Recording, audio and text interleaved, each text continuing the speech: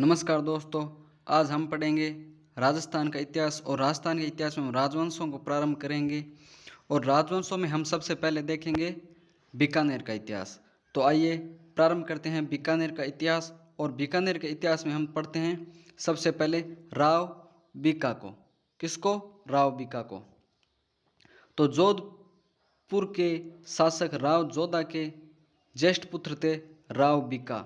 ऐसा कहा जाता है कि राव जोधा के एक ताने पर उनका बेटा राव बीका अपने भाई बीदा तथा काका कांधल के साथ जोधपुर से निकल जाते हैं और जांगल प्रदेश में पहुंचते हैं। वहां पर देखते हैं पांडु गोदारा व फुला सारण की आपसी लड़ाई का फायदा उठाकर राव बीका ने करणी माता के आशीर्वाद से 1488 ईस्वी में वैशाख शुक्ल तृतीया को बीकानेर नगर बसाया। कब बसाया? 1488 ईस्वी में अक्षय तृतीया के दिन बीकानेर नगर की स्थापना की। किसकी स्थापना की? बीकानेर नगर की स्थापना की। इसीलिए अक्षय तृतीया को बीकानेर नगर स्थापना दिवस मनाया जाता है। राव बीका ने सबसे पहले अपनी राजधानी कोडमदेसर को बनाया था। किसको बनाया था? कोडमदेसर को बनाया था। और यहाँ पर एक भैरव का मंदिर बनवाया था। बीकानेर राज्य की स्थापना के पश्चात जिस स्थान पर राव बीका ने निवास किया था उस स्थान को बीकाजी की टेकरी कहा जाता है। क्या कहा जाता है? बीकाजी की टेकरी। और इसी स्थान पर एक छोटा सा किला बनवाया था राव बीका ने। जिस स्थान पर वर्तमान में बीकानेर जिला मुख्यालय स्थित है उस स्थान को रात्रि घाटी कहा जाता था तथा पूरे आसपास के क्षेत्र को जांगल प्रदेश कहा जाता था। बीकानेर में आज भी जांगलू नाम से एक गांव स्थित है। ठीक है दोस्तों, आइए आगे बढ़ते हैं।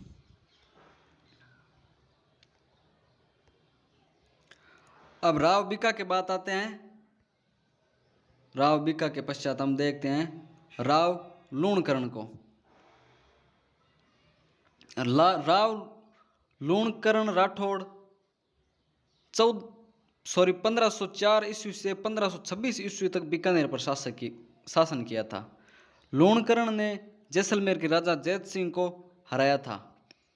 बिट्टू सुजा के ग्रंथ राव जैत सिरोचंद में लूणकरण को कल्यू का कर्ण कहा गया है। तो एग्जाम में क्वेश्चन आता है कि कल्यू का कर्ण किसे कहा जाता है? तो राव लूणकरण को कल्यू का कर्ण कहा जाता है। और इन्हीं लूणकरण ने लूणकरणसर झील का निर्माण करवाया था। किस झील का निर्माण करवाया था? लूणकरणसर झील का निर्माण करवाया था। ठीक है, अब हम देखते हैं राव लूणकरण के बाद राव जैतसिंह।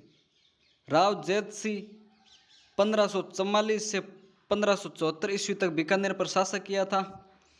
राव जैतसिंह ने 1527 ईस्वी में खानवा के युद्ध में, किस युद्ध में? खानवा के युद्ध में अपने बेटे कल्याणमल के नेतृत्व में सेना भेजकर राणा सांगा की सहायता प्रदान की थी। किसकी सहायता की थी? राणा सांगा की सहायता की थी राव जैतसिंह ने। 1534 ईस्वी में हुमायूं का भाई कामरान, जिसने भटनेर पर अधिकार कर लिया था, उस समय भटनेर का किलेदार खेत सिंह कांदल था। इस युद्ध की जानकारी हमें बिट्टू सुजा के ग्रंथ राव जैत सिरोचंद में हमें यह बात प्राप्त होती है। ठीक है, अब देखते हैं राव कल्याणमल। राव कल्याणमल 1544 से 1574 ईस्वी तक बीकानेर पर राज किया था। कब तक? 1574 तक। जैत सिंह की मृत्यु हुई तब कल्याणमल व उसका छोटा भाई भीम सिरसा में थे। किस स्थान पर थे? सिरसा में थे। यहीं से दोनों शेरशाह सूरी के पास दिल्ली चले गए। और कालांतर में जब गिरी सुमेल का युद्ध हुआ उसके पश्चात कल्याणमल को बीकानेर पुनः प्राप्त हुआ। कब हुआ और किस युद्ध के पश्चात हुआ? तो गिरी सुमेल के युद्ध के बाद कल्याणमल को बीकानेर पुनः प्राप्त हुआ। कल्याणमल ने 1570 ईस्वी में नागौर दरबार में अकबर की अधीनता स्वीकार की थी। क्वेश्चन आ जाए कि कल्याणमल ने किस स्थान पर और कब अकबर की अधीनता स्वीकार की थी? तो 1570 में और नागौर दरबार में अकबर की अधीनता स्वीकार की थी, तथा कल्याणमल ने अपने बेटे राय सिंह व पृथ्वीराज राठौड़ को अकबर के दरबार में नियुक्त किया था।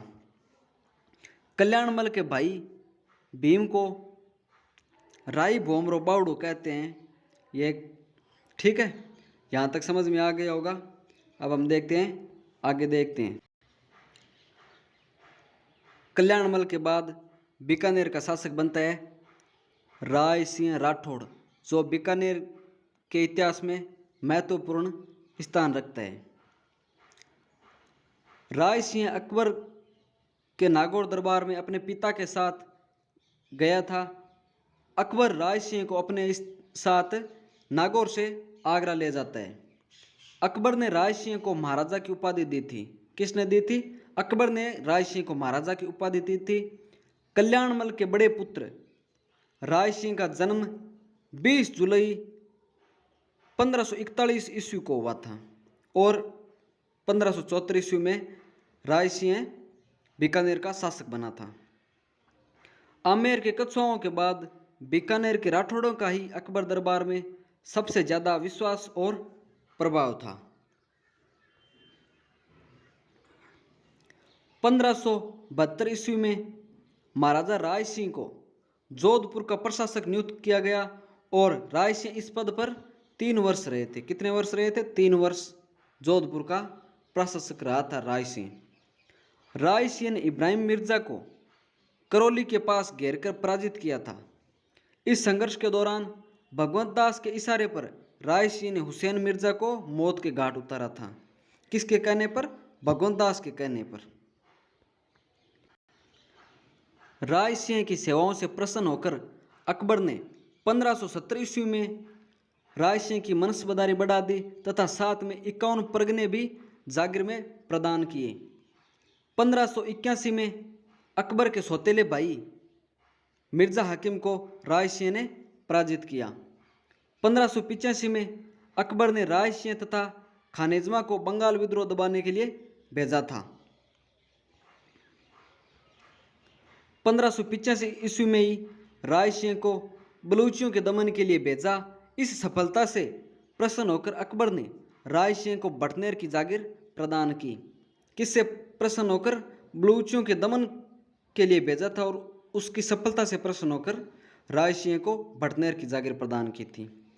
राय सिंह की सहायता से खान खाना ने सिंध पर अधिकार किया था।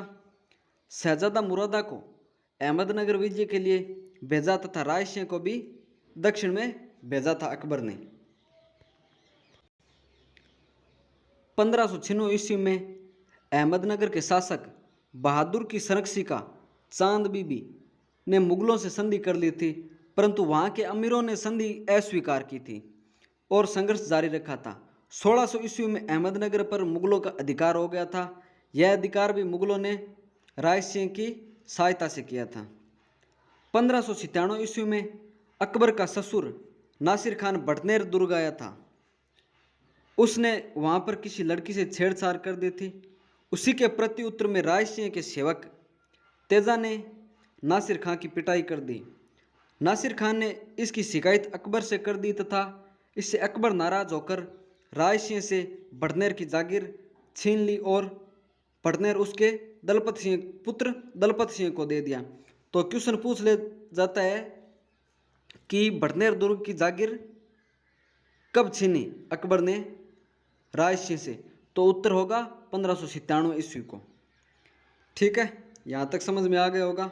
आगे देखते हैं। राय सिंह साहित्य तथा कला का संरक्षक था। राय सिंह संस्कृत भाषा का प्रखंड पंडित था। राय सिंह ने महोत्सव तथा ज्योतिष रत्नमाला नामक प्रसिद्ध ग्रंथों की टीका रचना की थी। राय सिंह ने बीकानेर दुर्ग का निर्माण करवाया। इसने अनेक सुंदर भवनों और बगीचों का निर्माण भी राय सिंह ने करवाया था। 1589 में राय सिंह ने करमचंद के नेतृत्व में बीकानेर के जूनागढ़ किले का निर्माण करवाया था। तो क्वेश्चन पूछा जाता है बीकानेर के जूनागढ़ किले का निर्माण किसने करवाया था? तो राय सिंह ने करवाया था। जूनागढ़ किले के सूरजपोल के पास राय सिंह प्रशस्ति लिखी हुई है, जिसकी रचना जजता नामक जैन मुनि ने की थी। किसने की थी? जजता नामक जैन मुनि ने। इसी पोल के पास ही जयमल और फत्ता की मूर्तियां लगी हुई है। क्वेश्चन आता है कि जयमल और फत्ता की मूर्तियां किस दुर्ग में स्थित है? तो उत्तर होगा जूनागढ़ बीकानेर में। ठीक है। जय सोम ने अपने ग्रंथ में राय सिंह को राजेंद्र कहा है तथा मुंशी देवी प्रसाद ने राय सिंह को राजपूताने का कर्ण कहा है। क्या कहा है? कर्ण कहा है। राय सिंह के बाद बीकानेर के शासक सूरसिंह बने थे। राय सिंह के भाई पृथ्वीराज राठौड़ बीकानेर के शासक तो नहीं बने थे, परंतु बीकानेर इतिहास में अपना प्रमुख स्थान रखते हैं। तो हम पढ़ते हैं पृथ्वीराज राठौड़ के बारे में। पृथ्वीराज राठौड़ राय सिंह का छोटा भाई था, जो अकबर के दरबार में प्रमुख कवि व लेखक था। पृथ्वीराज ने गागरोन दुर्ग में बैठकर वैली किशन रुक्मणी ख्यात नामक ग्रंथ की रचना की थी। किस ग्रंथ की रचना की थी? वैली किशन रुक्मणी ख्यात। इसमें दो पात्र पित्थल और पाथल है। पृथ्वीराज राठौड़ ने पाथल महाराणा प्रताप को तथा पित्थल स्वयं को कहा है। एग्जाम में प्रश्न पूछ लिया जाता है कि पृथ्वीराज राठौड़ के अनुसार पाथल कौन है और पित्थल कौन है, तो हमें ध्यान में होना चाहिए पाथल महाराणा प्रताप है तथा पित्थल पृथ्वीराज राठौड़ है। दुर्सा आडा ने वैली किशन रुक्मणी ख्यात पुस्तक को 5वां वेद व 19वां पुराण बताए। क्या बताए? 5वां वेद व 19वां पुराण बताए। पृथ्वीराज राठौड़ को इटली निवासी टेसिटोरी ने डिंगल का हीरोज कहा है। तो क्वेश्चन आ जाए कि डिंगल का हीरोज किसे कहा जाता है? तो पृथ्वीराज राठौड़ को डिंगल का हीरोज कहा जाता है। टेसिटोरी का स्मारक राजस्थान राज्य अभिलेखागार के पास बीकानेर में बना हुआ है। किस स्थान पर बना हुआ है? बीकानेर में बना हुआ है। और टेसिटोरी ने बीकानेर में रहकर रासो साहित्य पर शोध किया था। किस पर शोध किया था? रासो साहित्य पर। पृथ्वीराज राठौड़ की दो अन्य रचनाएं मिलती है, उनमें से एक गंग लहरी तथा दूसरा है दशमत भागवतरा दुहा। तो आशा करता हूं दोस्तों कि आपको ये वीडियो अच्छा लगा होगा। आगे के वीडियो हम दूसरे पार्ट में देखेंगे। तब तक के लिए धन्यवाद।